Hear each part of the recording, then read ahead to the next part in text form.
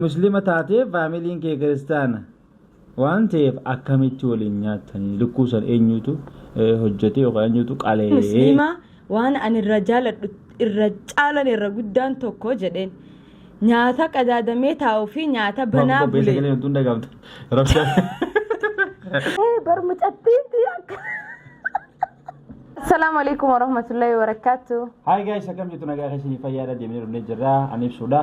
أنيب سودا. ورونو channel كنيا فارد فن سبسكرايب كرون تقدر أسين جنة ردي من فيديو برا كمل من الجرة فيديو كنيا خاران تنا غافي سين أوبسي غافتن دي بسوب رفتة جت أوبسني يو خنا بيجي ديم تيان دي بتي في سنة رتي نموني فيديو لين اسم بيجي تيسي كديسة توتر رتي غافي خاصة توتني غافي لساني أكيد سني دي بستو غرا community kanya ti post gone torre community rate gafe odu gafatani gafele singa sinta katakane kha de bisnu ta inshallah no jintura gadu mati no hordo fa sin janna manjiti kabda turti gari noli gafele singa fatani gafi oduda irbai en sawal fakata wan gafi to konamni jalak gafate kha gubba khan war duba do fes gafate so namoni gafi gafatan hunduru gafin teysani asqayti sin debiti wani gafin jalqaba gafatan debiti duma gafatan tes wal fakkato fi gafile debitu namota maga khasne osontane kuma takkani akkana monda fu debitutti isinif kaya demna jalqabatti gafin gafatamte shati amanti muslima furatu mat face sin jatti gafin takafani وانا كراسري تايف وان كراسري تايف وان جالدف اوكي لما درت امو اوبشي مسانو جبتاي ما جبتا ما مسانو يوم انك بقر مسانو نما مسانو قبو جبابر مسانو سنه يوان هنقبنه انت بس ان جالدس انجدو شنتم جراني جچو انت كو سدل نو غاسا كما يكي سر سينو تافين تانتو اوبشي ورخ مسلم او كريستانا اجت ورخيا amantaa pente manisa kristana gadu kristana jechuun bita warra ortodoksii se'anii ortodoksii onoliin jechuun kristaanuma garaagarummaan qabu garuu achi keessatti kristaana keessatti paatorikii ortodoksii warri amantaa pente hordofanii kristaanaa jedhamu jechuudha gaafin itti aantu Frankin isin dalaydan irratti warri maal isin ja'a faamiliin kee Frankin isin hojjette irratti warri maal isin ja'a itti tungaafini waliin qabaana fakkaatti garuu ofsummaan adeebistu irraa isin gaafatamaa jira waan ta'eef. Atas nama deebistaa haa. Okay faamiliin maal irraa jedhanidha. Akkamitti gammachuu ammoo isin lolumoo maali jechuudhaan barbaadeeti. Hin beeku ummaanti waan isin irratti argites hin beeku garuu diraamaa keenya namni ilaalee gad dhufee wayi intali tantee barakkasii akkasii jedhan ummaanti wayi barmucattiitti akka.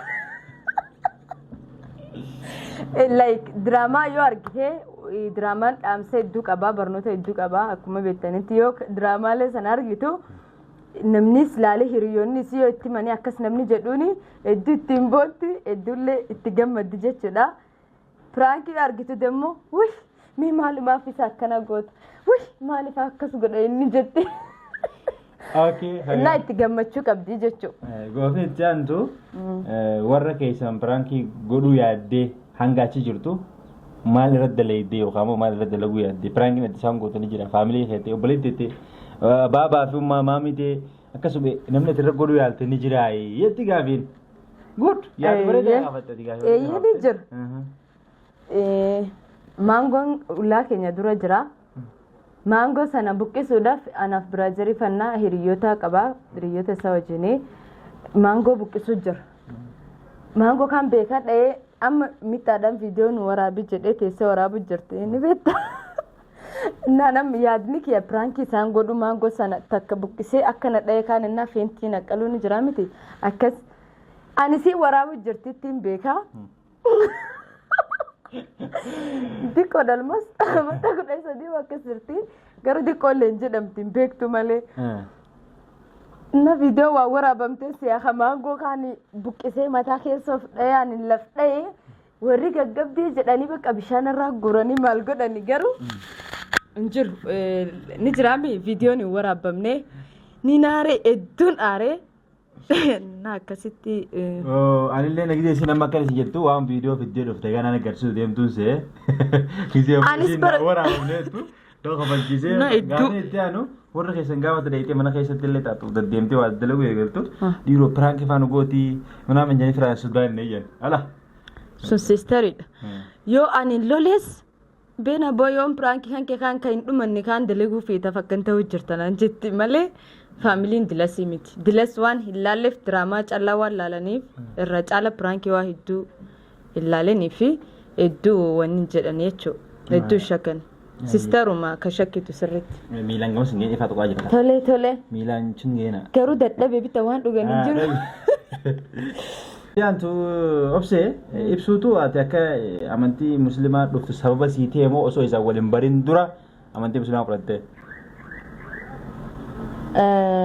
Sababni ibsuma garuu uffannaan kee durumarraayyuu eegalee akka amantaa musliimatti uffadha ijaabaa guyyaa takka dabree numaan uffadha malee amma guyyaa jummaa namni dhiqatee bareedee shaa jedheetuma gabbaa miti gara dalagaatti deemu guyyaan jummaa akka isaan dhiqadhee bareedee guyyaa anaaf hin beeku ifa tokko na fakkaata guyyaa isaaniitti shaa jedheetumaan gabbayee deema garuu kan sababa naa ta'e ibsuma yaa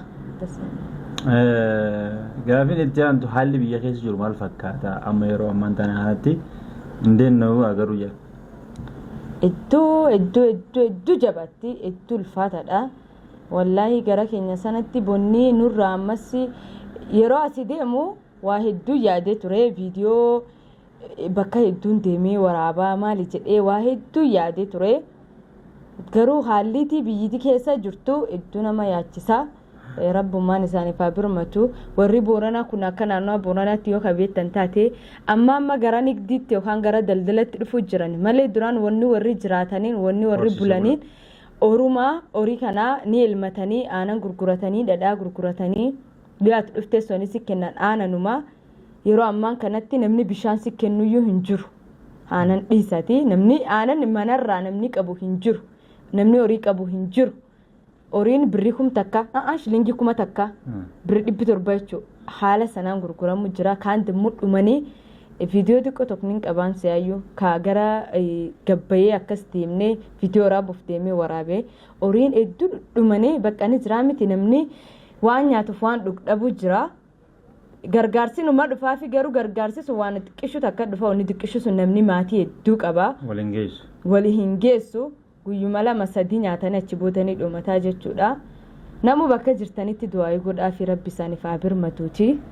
Kanumaan jedhannaa haalli biitti keessa jirtu hedduu badaadha. Haya khatiyaan gaafii maan jiru obsee faamiliin ta'e jiru kiristaana soo haa ta'u gizee ati viidiyoo waraabdu lallaba yookaan immoo charchii si biraa dhageenye viidiyoo keessatti jechuudha. Akkasuma faamiliin ta'e gizee gara mana amantaa yookaan immoo ortodoksii deemanii si waamanii. Waliin adeemnu jaanis hin gaafatanii hin jettee gaafasi gaafatu. Okay. Tokko an faamiliin kennaa faamilii nama akkas tumuu maali sana akkas qabanii miti. Beekiristaaniin ortodoksii mana keenya dhiyaata. Masgidnillee mana keenya dhiyaata. Sagalee masgidallee ni dhageettan jedheeti yaada akkuma ni dhagaame miti yeroo viidiyoo biroo tokko irratti. Sanaaf nutti dhiyaata hedduu nurraa hin fagaatu. Sanaaf dhagaama. Abboo usi khana gaafatanii mi gizee charchii deeman si amma usi khana tu deebis abooyuun deebisu yube hanni dhiisa maal deemtu fagoota nayyaaman maal jennaan fedhee waan ani itti seeneef kootu jedhanii nayyaaman good hayyee bira hote gaafii itti aantu waa'ee ati garuu akkaan fedhee deebisna godha gaafina gaafatanii ani deebisu jiran hajabaachuu islaamummaa ta'e irratti maatiin kee ilaalcha akkamiif si qabanii irra deebii dubbis afaan oromoon hin jallisin waa'ee wayyee hajabaachuu aboo bira kutee akka malee barreessanii erga biyya galtee ibsuu abjuun argitee ni beektaa yaa rabbii tana gaafiin jalqaba kaasee dhaabesanii olitti illee jetti tartiibaan isin deebisti sun waan akka ajaa'ibatti isin deebisti waan anillee gaafii gaafachuu barbaadu atillee gaafachuu barbaadu kaallee gaafachuu barbaadu waan ta'eef guututti akka isin gaafii isin deebistu bakka takka isin gaafate gaafiin dura kaasanii hammatti aanu kun obsuu abjuun gartee beektaa jette anillee dhugaa keeti numaan gaafadhee natti himne mee wasitti himtee dhageenyarra. Ati na gaafattee moo? Himumaa abjuu sana argattee moo? Haloo nagaa fayyaa ganama argatu dubbifnaami sanuu rarraanee isiilleen gaara gubbaa baatee illeen asii toofaa gubbaa ba'ee sagalee nutti hunda gaaftu. Aboo wareegama meeqa kaffalees dubbisaa ati damma akkana jettanii. Takka abjuun asii argeettee natti himtee beektu yoo isinitti himtamee dhageenya. Wayaanuu hedduu hin turre miti ka. Guyyaa warshaan keessatti akka bitee abjuun si arga jira. Ammas guyyuu waa wal dubbisnuuf abjuudhaan hin agarre. Yaa sadaffaa erga biyya galte namoota si dhiyaatan keessaa ibsuurraa eegalee eenyufa haalaan yaaddees hin jetti.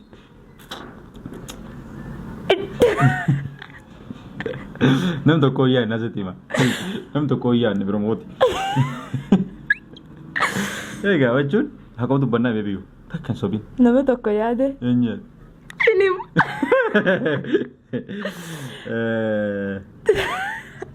Maan jechuun namni guyyaa 15tti eenyu yaadame.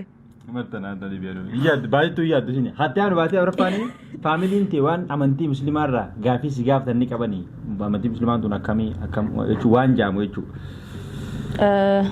Nan gaafanne anattu itti hime amantii musliimaa waan ani irra jaaladhu irra caalan irra guddaan tokko jedheen nyaata qadaadamee taa'uu fi nyaata banaa bulee kamittuu irra bareedaadha jettanii nyaatanii nyaata qadaadame sanaa jedhan. Shariyaan islaama jechuun demmoo ilmoo dubartii sattarattee waan deemtuuf soo kamittuu irra bareedaare ka sattarattee koffattee ka'uma qadaadame sana sagalee qadaadame sana namni nyaachuu fedha. Kanaafiyyuu amantii musliimaa amantii biroo irra wanni adda godhu inni tokkini uffannaadha jedhanii san dhugaadha jedhan. Isiitu akka isaan waan kana baran keessa ibsee malee gaafiin irraa isaan gaafatanii hin jiru. Gaafiin itti aantu waan jettu garuu please ganaa gisee gaafis hin jenne adda babaasaadhaati takka lama ja'a kaa tartiibaan barreessa.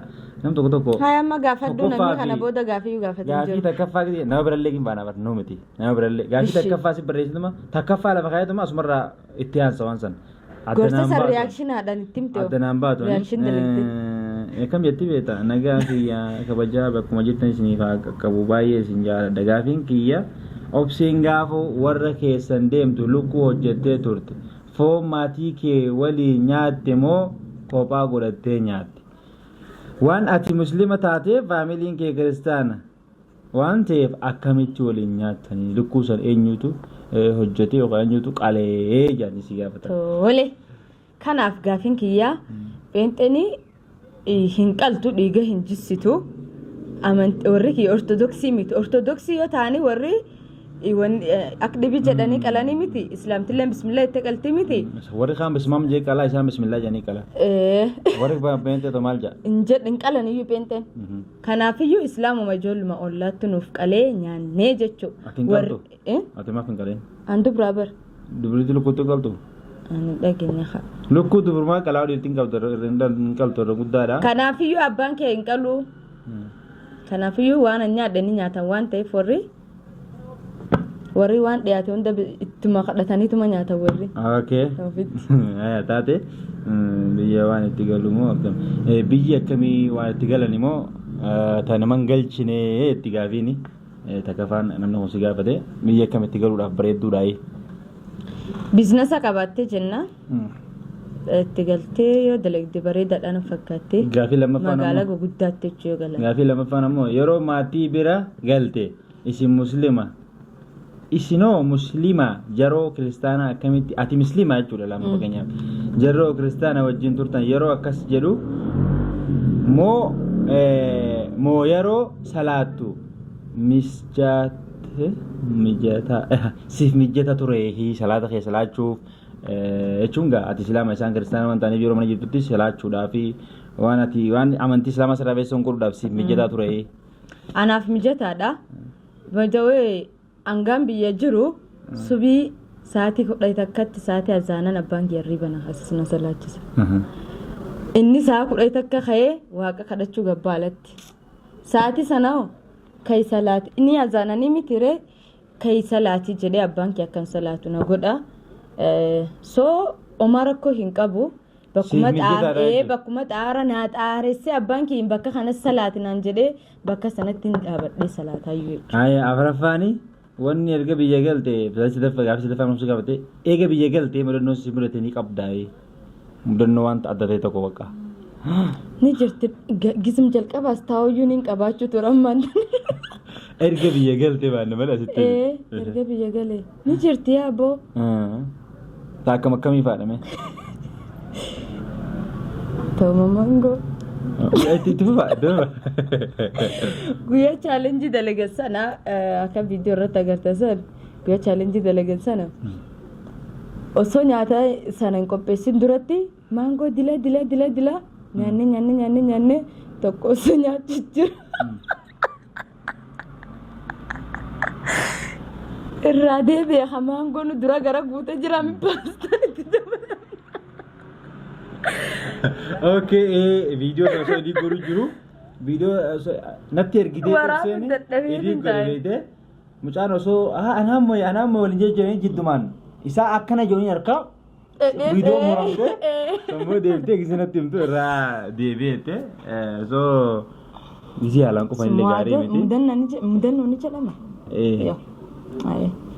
Mudannoon biraata isin timuun feene akka malee networkiin cinqaa tureeni. Mudannoon jedhamu bar.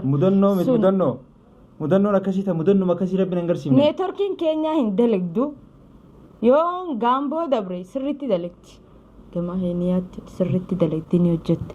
Waan sana dabartee gara keenya sana dhakaafaa gubbaa dhaabatanii yoo akkas ol hin jedhin hin dalagdu. Aduu san keessa dhaabadhee wareegama kaffalee dubbisuu ture. Garuu inni amma gaafiin tun na gaafatamtee ibsu obseen eegi biyya galte yeroo meeqa si dawwaltiidha. Ganama gis takka galgala gis takka guyyuma gisuma lama. Akkuma ajaa'ibaatti ibsee.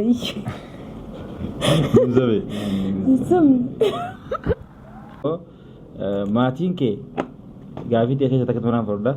Maatiin kee kiristaana waan ta'aniif gara kiristaanaatti deebi'anii sin gorsinee sin jetti.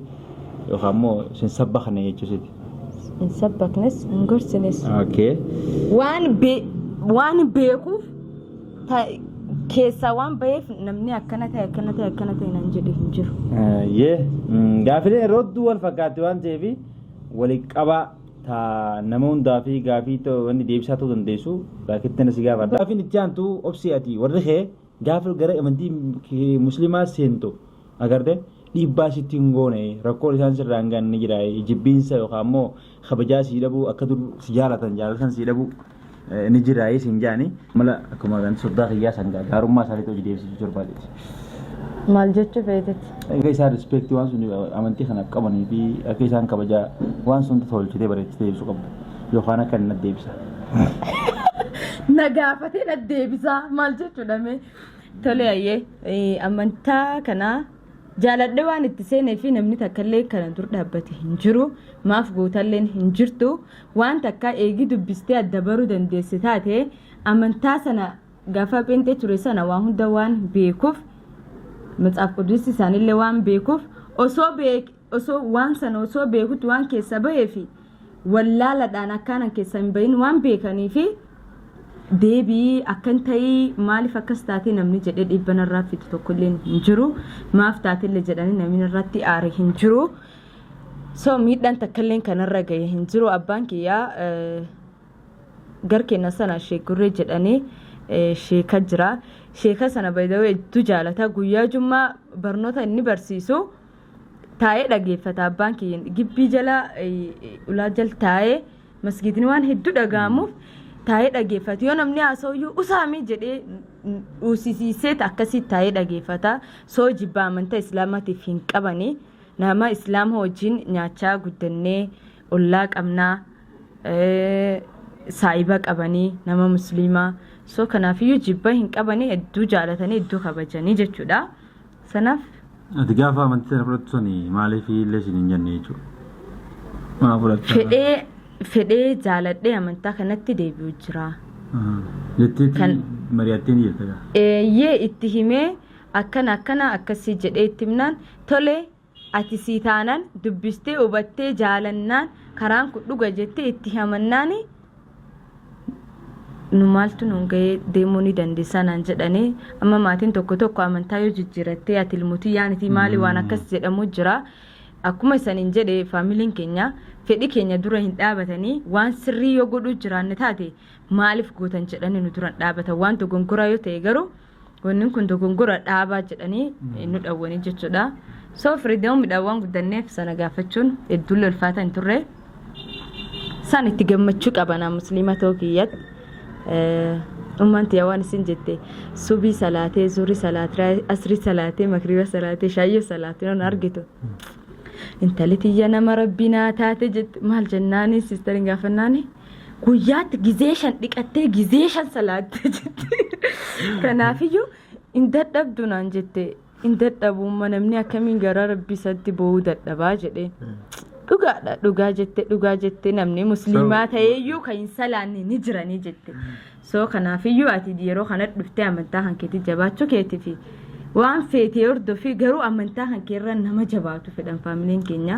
Gaa amma isiin jechuun akka amantii kiristaanaa amma ortodoksii illee ni beektaa beenxee illee ni beektaa waan ta'eef lachuutu ni beekti warra keessa illee ni beekanii kana keessatti guyyaa gidee shan jechuun hin jirtu tun waa irraa adda taatee hin jirtu ganama haanii ni kadhatanii yoo coomsalooti jedhanii qabaatan taate achi oolanii kadhatan waan san dabartee every day salaata guyyaa shan salaatu sunnaatti dabaltee salaata wanni jedhamtu sun hin jirtu isaan dura waan ta'eef saa torbii isin geettee an Allah akbareedhaan salaatuudhaaf deddiqaddu intali kiyya hin dadhabdu naan jedhe soo sanii gaafilee keessanii akkaan warroonni mida warroonni gaafii gaafattan gaafii teessoo keessatti deebitee jetti yaadaa maaliif jennaanii taa keessattuu isinii waan foonii lukkuu irratti biyya tanatti waan isin ajaa'ibaa keessaa biyya nuti jirtu keessatti biyya guutuu halaale innesi qalamu musliimaan qala biyya tana keessatti akka seera lafa kaamettu musliimaan qala kiristaanni qalee maarreen qalee hin laalamu biyya kanatti namni hundi maashinaan qalama faa ta'a. Qalaniituma guyyaa iidaa nama hedduun argee warra dubartii yoo argite jiraattu wajjin osoo deemu jiru argine jira warrumaachitti morma irraa kuchisiisaniituma fidanii asitti irraa bafatanii laala immoo bakka sanitti maashinaan akka qalamullee jira garuu harkaa hin qalanillee bakka sanii nama musliimaa qala jedhanii biyya kana beekama waan tokko wanni ittiin amma fakkeenyaa nama musliimaatiif waan isin himu wanni foon kana dhoorkamee fi foon kiristaanaa nyaachuun haraami fa'aa warra biyyattii Itoophiyaatti haraami adda adda ta'a biyya tana garuu akkasiin bakka akka nyaatama namoota bakkuma fedha deesentee nyaatta wanni akkas ta'eef baktii fa'aa keessa dhufa yoo fakkeenyaaf namni musliimaa baktii nyaatu yoo kiristaanni qalee waan sun baktii fa'aa ta'a yookaan immoo waan akkasii fa'aa keessa fidan jechuufi dhoorkama malee bismillaa jettee nyaachuun akkasii akka biyya kanaatti akkasii bakka fedha deesentee foon nyaatta bismillaa jettee nyaatta halaaluma nu biratti. Saniifi ulfeessinee laallu ana makka mataa kiyyaatti gaafii siin gaafatan kan obsee hin gaafan isinii galtee akkuma asitti waan fudhadhee jiruufi hin gaafanneeni inuma waan gaarii isinitti himteehu warri islaahaa namni hundinuu waliin nyaatu amma kunoo nama musliimaa qalee saniifuu nuti ammoo warri keenya waliin nyaanneete akkasuma gaayitii warris beeyyesuus meedhanii nyaatanii nallee bismillaahitii itti qabeetuma itti goonee walumaan nyaachuu turre. maal jennaan warri kunini warra kiyyaa faamilii kiyyaa karaa sambiraa miti akka isaan argatan fedha kun damuu jaalala inshallah haa ta'u ammoo oromooni qabadde jedhee faamilii kiyyarra adda ta'e kopha nyaachuu no oromooni jara keenya akkana aadaa kana qabna obbolummaa kana qabna namni kan kiristaanaa kan ortodoksii kan beentee garuu waliin jireenya keenya keessatti namuutu sheer godhee waliin jiraata ollaa miti kunoo mana tokko keessa namni akka amantii kana gara qabaatu jira saba kana wal kabajee wal jaalatee waliin jiraatu kana agartan gaayiti akkuma obsin adii kaatee jirtu kadhee namni wal raafee hin jiruuti takka wal raafnee hin beeynu nuti nama akkanaati saba akkanaati saniifuu alhamdulillah jechuu gaariidha baga bakka birarraa hin ta'ini oromoo qofarraa taane silaa oromoorraa ta'uu baannee xiqqishoo nadhagama dhugaan isin hima wallaahi hin gammachuun qabu oromoorraa ta'uuf ani ifi gammachuu guddoo hin qabaan I think obseen beeku an oromoo irraa ta'uuf bismillah gammachuun akka oromoo irraa ta'uu qabu